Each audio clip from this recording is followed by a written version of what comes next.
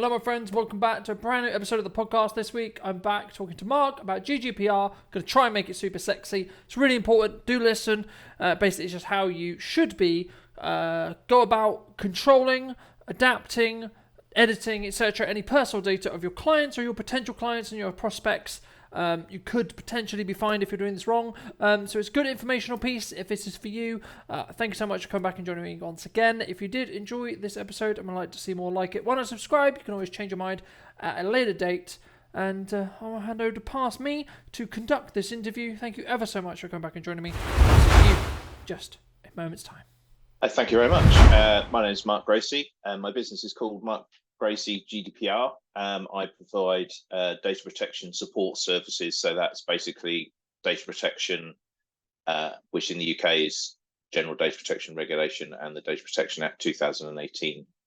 I offer reviews, audits, as well as outsourced data protection management and data protection officer. Fantastic. Thanks so much, Mark, for the time. Appreciate it.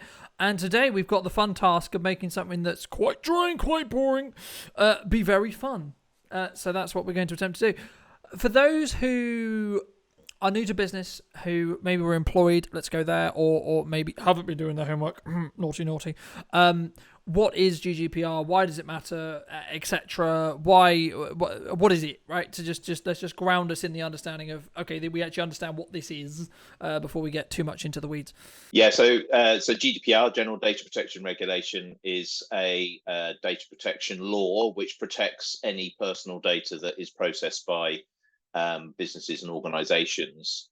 The intention of the law is to allow individuals to have control over their personal data, so any identifiable information, whether you're an employee of a business, whether you're a private citizen using an online service or whatever, it applies to any personally identifiable information. The GDPR came in 2018, and it extended or improved upon the previous data protection regime, which both GDPR and the previous data protection regime were European data privacy laws. The intention with GDPR was to make it a level playing field across the whole of Europe. So if you were interacting with a European business, you would know as an individual that your data would be handled at a particular level of compliance. In the UK, because of Brexit, we now have what we call UK GDPR, which for the time being at least is the same as what we were practicing as EU GDPR. Plus we have the Data Protection Act 2018, which introduces a couple of additional controls. Okay. So you mentioned about the data really quickly. I mean, for those who maybe not be aware, when we say personal data, what does that actually clarify as? So it's defined as any information that enables you to identify an individual, either directly, so it's obviously got a name attached to it, or indirectly, which means you might have a pot of data that sets out some information about an individual, but you don't know from that pot of data who that individual might be. But if there's an identifying value, like a customer ID or a customer number, which you can then go to a customer database and say, okay, customer number one is Fred Blogs, then it means that both pots of data are personal data. But it's any data that identifies an individual and associated information about that individual. So it's not just things like name and email address. It could be appraisal notes if you're an employee in a business and they've just done an appraisal. It could be, complaints about you. It could be any information relating. Mm-hmm, mm-hmm. And I think, it's interesting, and it's a very complicated world, I think, right? Hence why you have a job, hence why we're talking about it. And, I think is there a lot of misunderstanding? I suppose there is in some ways, where people, I think, either because life is busy, maybe cut corners, etc., etc., etc. But I think sometimes we maybe look at, there's no issue, nothing's going to go wrong kind of approach, right? So I don't mean to scare the audience or worry the audience, but for those who maybe not be aware, that's just stumbled upon this piece of content or is consuming this piece of content, worst case scenario, what could actually happen if a business, an organization, etc., didn't follow the procedures, or didn't, or had a breach, or had and or what would you, how would one handle that reality, right? Because obviously we don't want this to happen. Obviously this is not something that we plan for. Obviously this is not something that we like the idea of happening. However, that is life, and there's bad apples in every cart. So it could happen at a point in the future for, hopefully neither of us, but it could actually happen to me or you, and or someone listening as well, right? So what is the, I guess, the approach, and or what are the concerns or potential punishments or issues or etc. that could come from a concern like this? So it's like any other law. You can choose to ignore it if you wish. I mean, but you then have to consider the consequences of doing it. So you're supposed to stick to speeding limits, but if you choose to break the speeding limit, then and you get caught by a policeman, then or a speed camera, then you're having to pay the consequences of that. And GDPR is the same. Essentially, you're as a business, you can take a risk management decision about the level of compliance that you want to aim for. Some of that may be driven by clients who may expect you to demonstrate to them that you're doing all of the right things.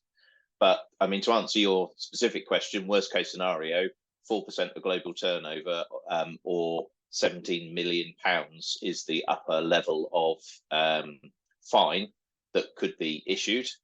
In Europe, the likes of Facebook and Google have seen a number of fines, and I think Facebook's got the record for the largest. It was in the billions. But everyday business, I would say that, apart from the fact that the Information Commissioner's Office, the ICO, who enforces the GDPR and data protection and privacy laws, they are unlikely to go straight to a fine. They're more likely to want you to explain why you've done what you've done. If it involves somebody complaining that you've not deleted their data properly, or you've caused a breach or something like that, then they might want you to explain to the individual what that actually means in practice, and why you've dealt with it in the way that you have. But if it's something that you've infringed what the law says, then the ICO want to know why you've done it, and then that could lead to a fine. It could lead to a more detailed investigation. The ICO seem to be doing a lot more reprimands at the moment. Now, reprimands are public, so they get published. So there will be a chance that your organisation will appear on the ICO's website as a enforcement action. And whilst you might not have a financial penalty, you've got the still on the naughty list. You're on the naughty list, yeah. Yeah, I think obviously this is something that we don't want. Okay, so let's go then how we start preventing this, right? So that's worst case scenario. You get fined. I imagine it would be within scale of the business, right? I can't imagine that the ICO or etc. are going to go to a tiny business. You need to pay £1 million now. No. That's ridiculous, right? For obvious reasons. Is in relationship to the size of your business and the scale of the problem, I would imagine, right? Not legal advice. Please get legal advice, etc., etc., etc. Right? But okay, so business is like, right, okay, cool. Need to protect these things. How do we go about doing that? What common practices could we look at? What etc. Really basic level. How do we like keep it so it's more likely that we're not going to run into this hot water situation? Probably the key thing is understanding what data protection is about. Yep. Yes, you've got the very binary element of you either comply with the law or you don't. But if you don't understand what it actually stands for, then it's a bit difficult to be able to make sure that you're compliant. Now, a lot of businesses are unlikely to probably even come across an ICO investigation or a query through that. And if they've got employees, there's a risk they might get a subject access request, which is the ability to ask for a copy of your data from an organization. But generally speaking, most businesses, if they understand what it is that they should be doing, then that's a good starting point. And the thing with GDPR is there are bits that are in GDPR and also the Data Protection Act, which are legal requirements. So at the moment, for example, if you do a certain amount of type of processing, and you handle personal data, then typically you will need to keep what's called a record of processing activities. And this is a way of demonstrating, what data flows around your organization. So if you don't have one of those, then if something did crop up, you would be be on a bad foot to start with. Likewise, every individual has a right to be informed, and that's why we have privacy policies. So, have you got a privacy policy? Is it published on your website so that people could find it? That should explain what data you process about all of the different individuals you interact with. And again, even if you didn't need a record of processing activity, you still need to understand what data you are processing to be able to make sure that your privacy policy covers all of the different individuals that you work. You process data for. So it could be an employee, it could be a supplier, it could be a customer or a member or whatever. So there's some key things that tend to sit at the sort of the baseline of what you need to do, and then the other side of it is it's all about being able to demonstrate your compliance. So the GDPR introduced the accountability principle, and that sets out some obligations like contracts with data processors, having whether you do or don't need a data protection officer, documentary evidence and things like that. But equally, it's about saying, well, I'm compliant because I've got this record of processing activities. I know what data I'm processing. I've made sure my team understand what it is that we're supposed to be doing, so that that they know what a data breach looks like, or that they know when somebody exercises one of their rights, and so forth.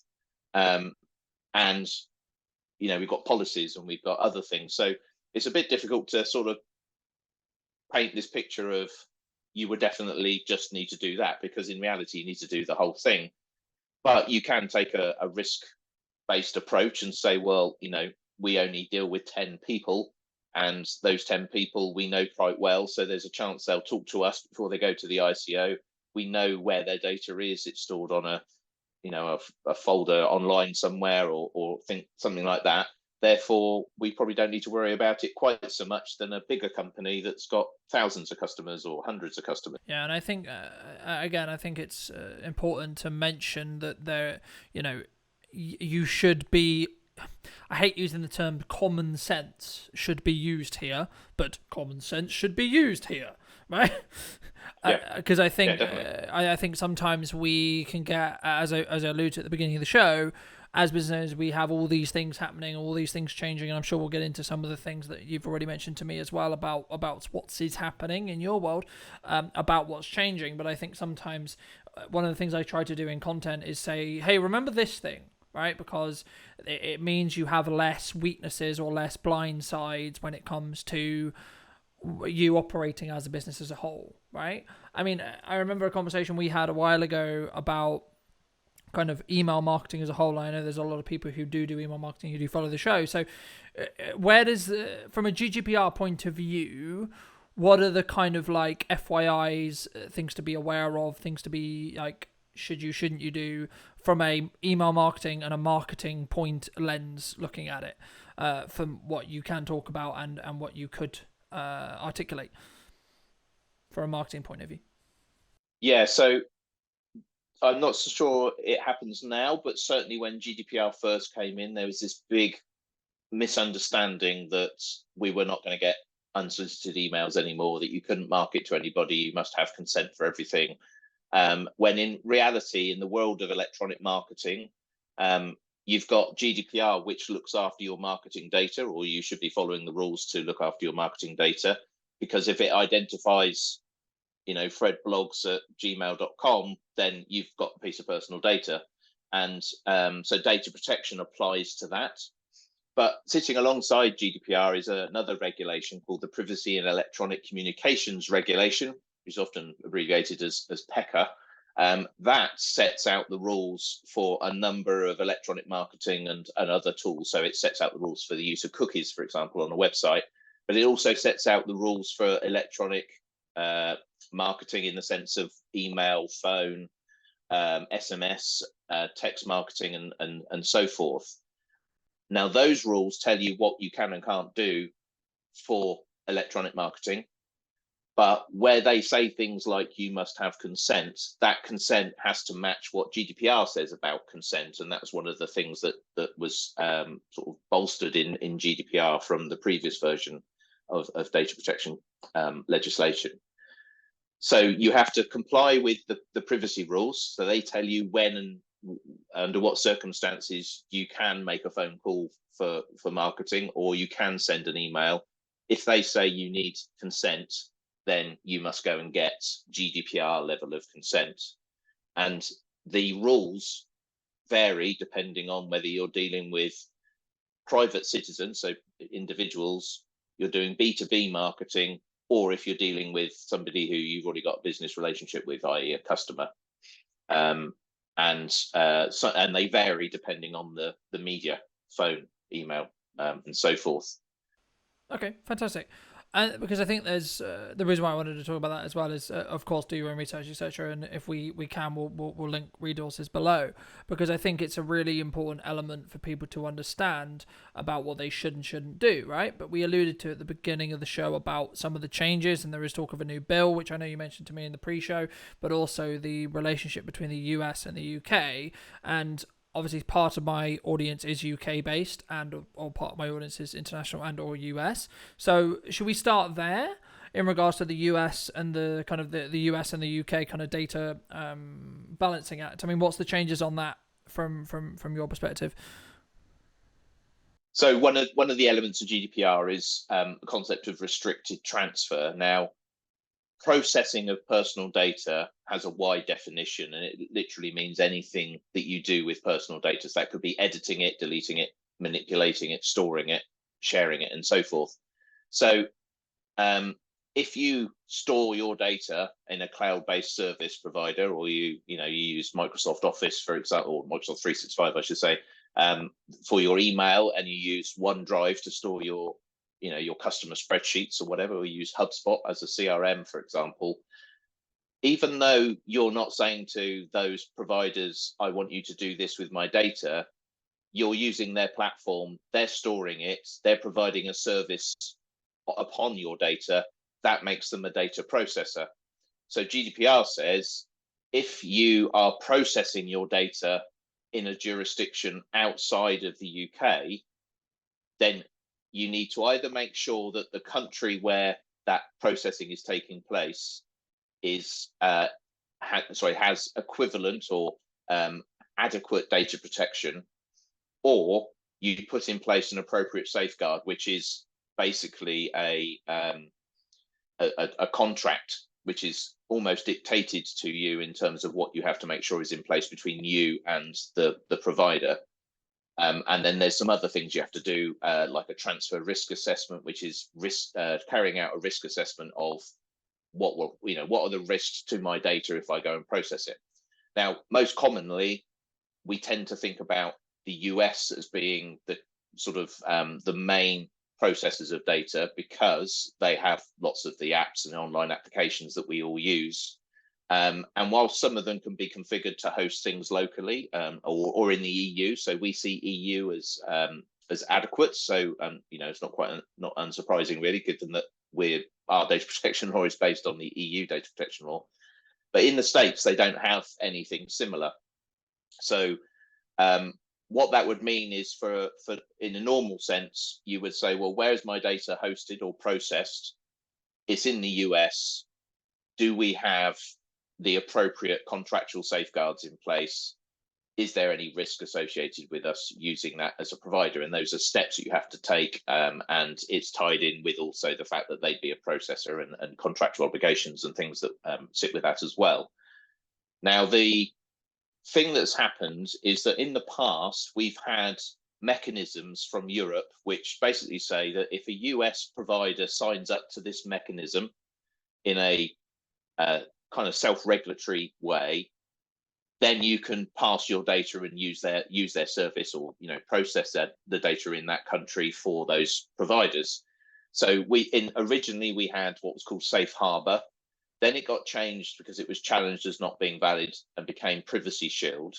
And then a couple of years ago, a privacy advocate called Max Schrems challenged the EU to the fact that if you use Facebook, they tend to use your data in the US, and Facebook are a US business, and similarly for other US providers. But essentially, this challenge ended up in an EU court, which found that EU citizens would essentially lose control of their data if it was processed in the US, because the US has national security laws which say that the government can say when they want, hey, Mr. Facebook, or hey, Mr. HubSpot, or whoever, please hand over all of this data for this period of time. And that could be EU citizens, and there'd be no comeback for the individual if that happened. The result of the court case was that Privacy Shield was deemed illegal. So US, anybody using Privacy Shield as a transfer mechanism was poo-pooed, couldn't do it anymore. And it also questioned whether, even if you had the contractual clauses in place, was the data going to be safe if it was being processed in the US? And that's why we have these risk assessments. Anyway, cut forward quite a few years. Most recently, the EU reached an agreement with the US, which they believe provides the protection for European data being processed in the US. And that's called the EU-US Data Privacy Framework. Now, as UK is no longer part of the EU, that didn't apply, but part of the framework has the functionality to allow the UK government to say, you can also, as a UK business, rely on this mechanism. And fall back, in theory, fall back on it, right? Yeah. So what's happened is, depending on when you're listening to this podcast, of course, there is a parliamentary bit of legislation going through government to bring that into force. And on the 12th of October, so in a couple of days' time, it will be legal to use this transfer mechanism rather than having to do all the risk assessments and the contractual stuff. So does it become easier then? Is that the objective? In theory, yes. Transfer risk assessments, which is the UK's basically assessment of the risk of moving data outside of the UK. In Europe, for any European listeners, then that is called a data transfer impact assessment.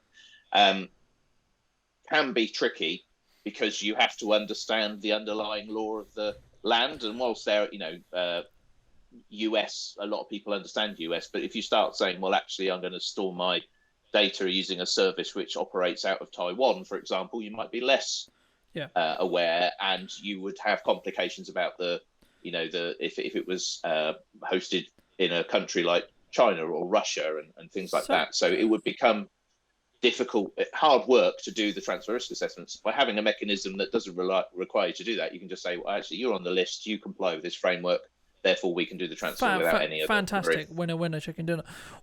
For those who are using these services, etc., how easy is it to understand where that data is being held by your Facebook, your HubSpot, your etc., etc., etc.? Generally speaking, most of the big players have statements. Okay. So even if you can't find the statement, if you Google supplier, where's my data stored? big data software person statement, enter. Yeah, you're likely to find out where it's stored. And a lot of them do allow you to, you can, Microsoft, I think, will automatically determine based on where you placed your order for Microsoft 365 that it needs to be on a UK or EU server. Yeah. But other ones aren't quite so configurable. Google's not quite so obvious, but generally speaking, you can Google or choose your other favorite search engine and find information statements about it. Mm-hmm. And for the other bits like the contracts and stuff, is that something that I'm going to use the term novice, a business owner, a individual that needs to curate this information to safeguard their business, their livelihood, etc., and or privacy policies, or is that something that I'm going to use the term qualified professional needs to do? Like how do you go about, for those who don't have that? Is that something you can just sort of find online? Is that suitable? And or if it isn't, is this something that you specifically or a colleague of yours can help with? So this is kind of one of the issues that a lot of organisations, are troubled by. They might understand what they need to do, but they don't know how to get to that point. Yeah. The Information Commissioner's Office website, I would say, is probably the best place to start. Yeah. They reluctantly provide some templates, but so if you think, oh, I've never heard of a record of processing activity, and Mark's just said you need to have one, you can find a record of processing activity template on the ICO's website. You can find a transfer risk assessment on the ICO's website. You can find the transfer contracts requirements, they're called international data transfer agreements, on the ICO's website. So there are tools available to do it, but sometimes you might think, I haven't got time to do this, let alone work out how I'm supposed to be doing it. And other times I've got the time, but it's not immediately obvious because I'm not in it all of the time. And that's where I come in, because I do understand what you need to do. I can probably do it quicker than most people, of course, because I'm used to doing it. I know where to find the resources. I know how to, what you need and stuff like that. So it's a mix of really whether you've got the energy and the inclination, and if you have, whether you are happy to take a stab at it based on what information's out there. There's quite a lot of guidance available if you just Google stuff about GDPR. But the ICO website is probably the best starting point. For those, and I don't mean to hold you to this, so keep in mind, listeners, if you are listening and this is something that ends up coming onto your radar and you end up having a conversation with Mark about this, but kind of rough ballpark figure for you to do something like this, just so people can gain a kind of condescending, and that they can look at it from a budgetary point of view and etc. Like, is this like hundreds and hundreds of pounds? Are we talking thousands of pounds? Like, what's the yardstick here? It depends on what's needed. Okay. If you are a small business that doesn't process much data, but you just want to make sure everything's in place, then the process is not going to take so long as a larger organization that has lots of employees that need training and things like that. No, of course. The way I work is, my starting point is always so I have a monthly retainer, which gives you up to 4 hours of my time. And I configure that for the X number of months needed. So a typical audit or a gap analysis of what do you do, what are the data protection issues, what you're doing about them, kind of look at the organization. Is usually 3, maybe 4 months of that service. So it helps spread the costs. It doesn't take up a massive resource in one particular hit. It sort of spreads that out across. You get my time to do the review, write a report, and also do a bit of implementation for you. I'm quite happy to talk about prices. It's I'm quite open about that on my website. I charge 500 plus VAT per month for that service. A privacy policy from scratch would probably take just that 1 month of service. But if you're saying I've got this processor and I'm not sure whether they're compliant, can you do a check? That might only be a couple of hours, in which case I charge you by the hour. It really varies. Okay, I mean, like anything, it's a yardstick, right? And if there's someone listening and they do want to know specifically, obviously reach out to Mark and have that conversation privately with him about those needs. But I think it's a really interesting point. And that's why I asked you. I mean, roughly we're looking at about £2,000 for those who can't do maths really quickly, plus VAT, right? So, and I think for that, is that a significant amount of money? That's subjective, etc. I'm not going to get into that argument right now, but that's why I wanted to mention it, because it's important for people to understand, especially if they're doing a risk assessment style approach, to say, okay, how much is my time actually worth, right? Like we do this with video, we do this with everything we do this with marketing, etc. How much is my time worth in comparison to X, Y, Z, right? And I think sometimes we look at the cheap solutions as cheap solutions, right? Because and it kind of leads on to my next question, which is going to be, well, Mark, I can go on XYZ. I know people who have done it. You can type in to ChatGPT right now, write me a privacy policy. Enter. Cool. Blah, done. What's the issues? What's the concerns? What's the caveats? What's the? By the way, that's actually not. If there is. Would you say there's certainly an element of being able to automate stuff. There are a number of online tools out there that you can say, well, I process this data about these individuals and I store it here, and I delete it after this amount of time, and all those kind of things. Yes. And then it produces you with your record of processing activities. Mm-hmm. It could then automatically generate a privacy policy. And there are some very some elements of GDPR that could be easily programmable in terms of a method of an approaching that. The GDPR tells you what needs to be in a contract with a data processor. It tells you what ought to be in your privacy policy. It also tells you what you need to have in your record of processing activities. So in that regard, it is relatively easy to automate that.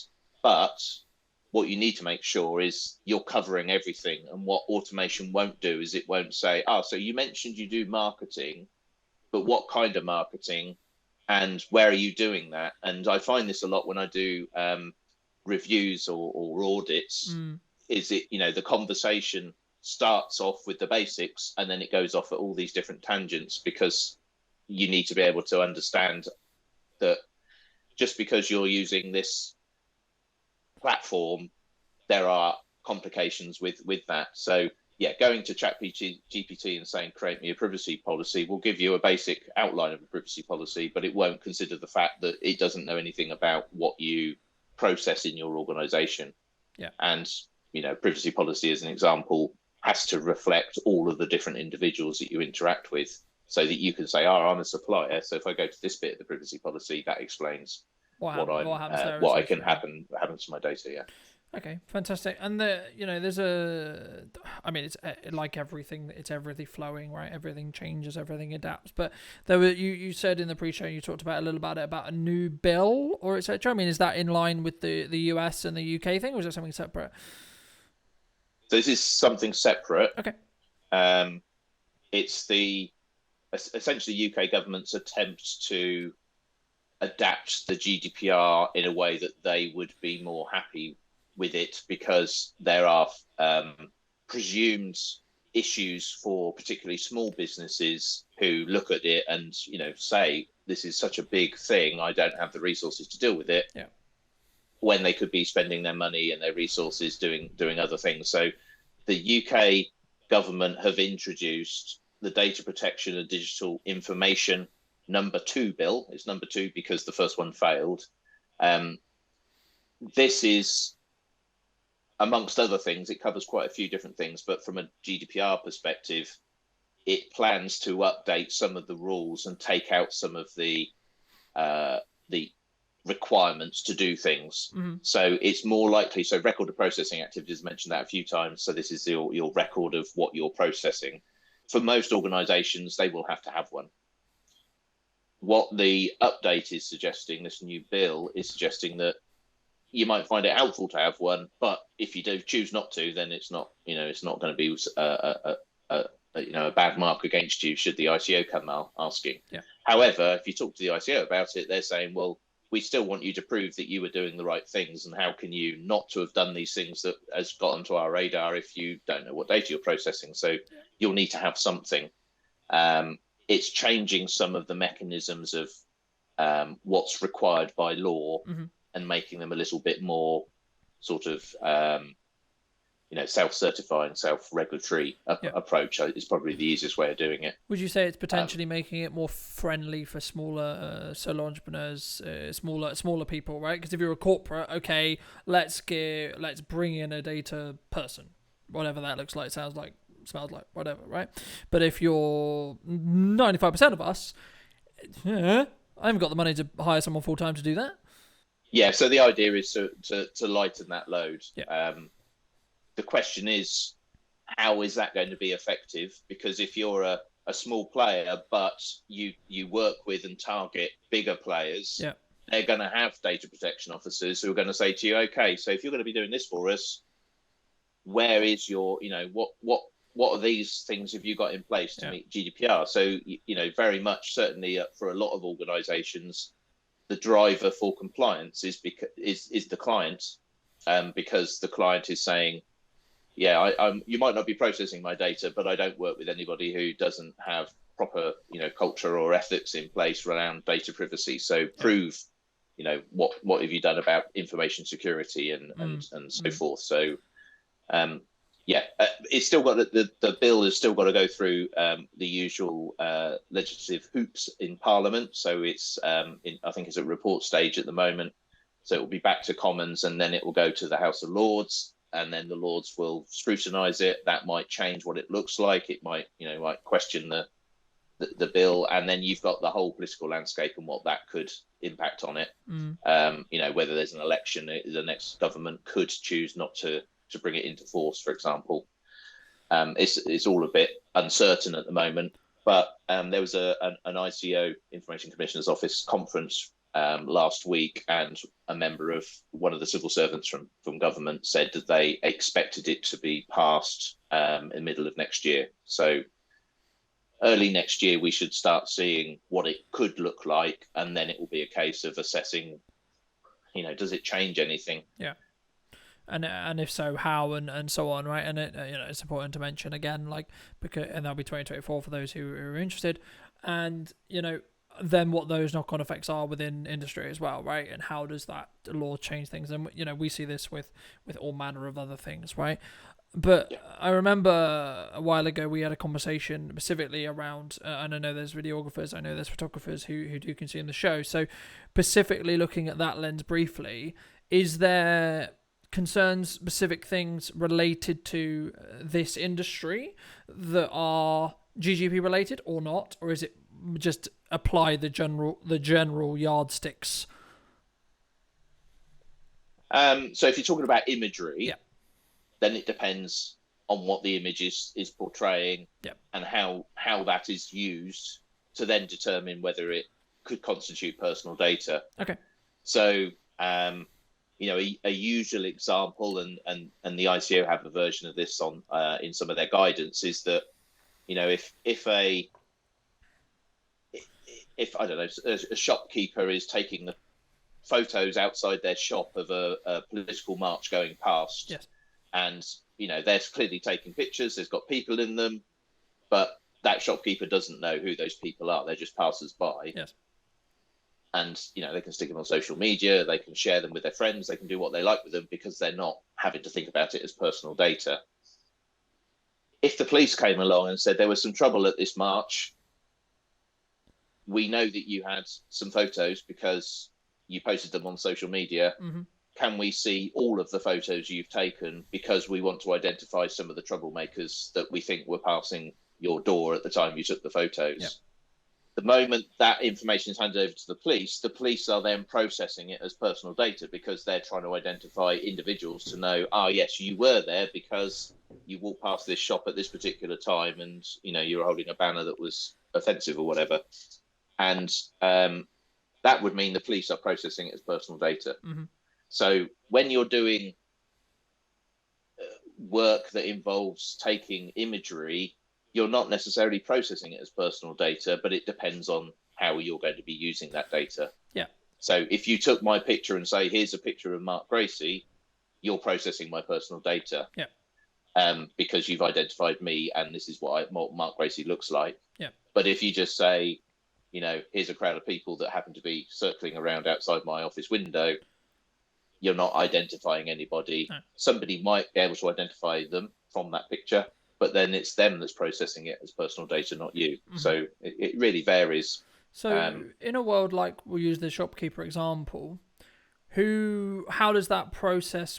So you would be treating it then as data that you would then be giving to the police. So you would have to follow the same regulations we talked about, or how would that, or would that be the police's end to do in theory. Well, if the shopkeeper took the photos, gave them to the police would be processing them as personal data. They'd probably be using facial recognition software to try and spot people, Yeah. Or some kind of technology for identifying people in So it would in be the photo. so it would be the But police's data it would be the police, protection, blah blah blah blah officer, etc. that would handle that. yeah. If the shopkeeper took the photos and started taking face shots, and then had some, I don't know, Google image search Access to some magical solution that gave personal yeah, data suddenly. This is yeah, Barry said, oh, this from is Surrey, for yeah. example. Yeah, and then they used that information to do something like, oh, you walked past my shop, the police might be interested in you, that kind of thing. Or, you walked past my shop, why didn't you pop in and buy my products, for example? Then they may be processing personal data. But that's only because they've made an effort to say, I've taken this photograph and I'm actually paying attention to who's in it to be able to work out who they are. And then that becomes personal data for that shopkeeper. Okay, because I think it's a really important disparity to an extent of who, in some way, there's going to maybe a bit of a clumsy way to articulate it, but who does the paperwork, right? Because I know what you mean, yeah. because I think sometimes it can be, especially for new business owners who don't know, it can be very scary, right? Especially as people in my industry whose our literal job is to create imagery. Right? What are the caveats, the things to be aware of for people in my industry specifically, though? Right, with the understanding that we just talked about the shopkeeper, right? Is there anything? I mean, the obvious ones for me, at least, is there's an obvious name badge, right? It's etc. Things like that will have personal data on them.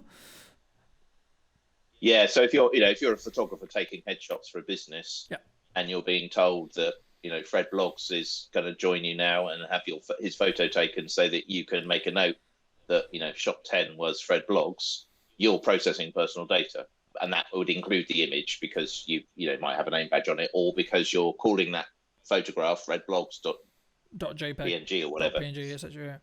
Okay. Yeah, that it doesn't matter what you're doing. If you're doing something that involves personal data, then data protection rules apply, and we're back to where we started, which is you've got to consider maybe the risk of that processing.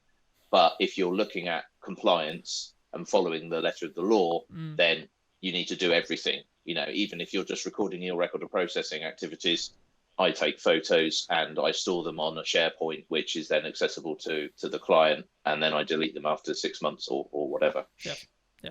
Okay, fantastic. For those who have been intrigued by this conversation, which I'm sure there will be many, where's best to reach out? Where's best to have that conversation? For those who may be, wanting to hire you, wanting to have that conversation, wanting to just gain more information, etc., etc., where's best to have that conversation?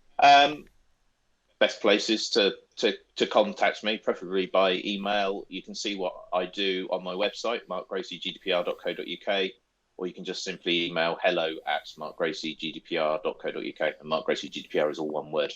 Fantastic. And for those who are interested, I'll leave those in the description down below. And for those who are going into business from your experience, that are starting on this path, on this journey, if you were going to give advice, what advice would you give those starting out in the next 3, 6, 12, 18 months?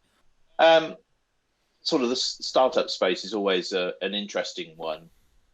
It depends where you are in your journey of being a startup or a new business. If you're looking for funding or investors, then there's a good chance they're going to want to see your GDPR credentials, in which case you'll need to do something. If your business is centered around something that is quite personal data intensive, and you're going to, or that it relates to particularly sensitive kinds of data like health and medical information, for example, then you're going to want to pay more attention to it than somebody who is just selling widgets off the back of a cart in the high street or something.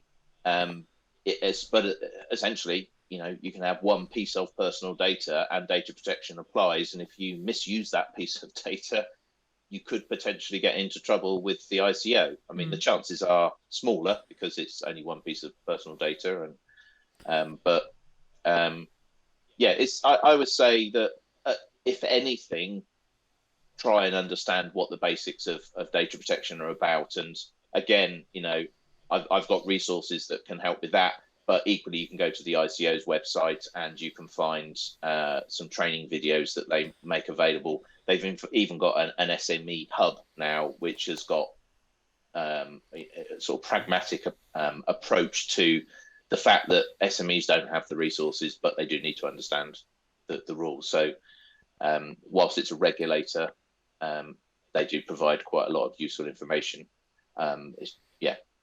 Thank you so much for joining me, ladies and gents. If you did take value from this episode, why not be subscribed to the channel so you don't miss next week. We'll be interviewing a brand new person. It's going to be great and exciting. I hope you're having a great end to 2023. We'll be back across the Christmas period and into the new year, of course, with more podcasts like this one. So why not be subscribed if you did enjoy this episode. And I'll be back very, very soon with some brand new content. Thank you ever so much for watching, and I'll see you very, very soon.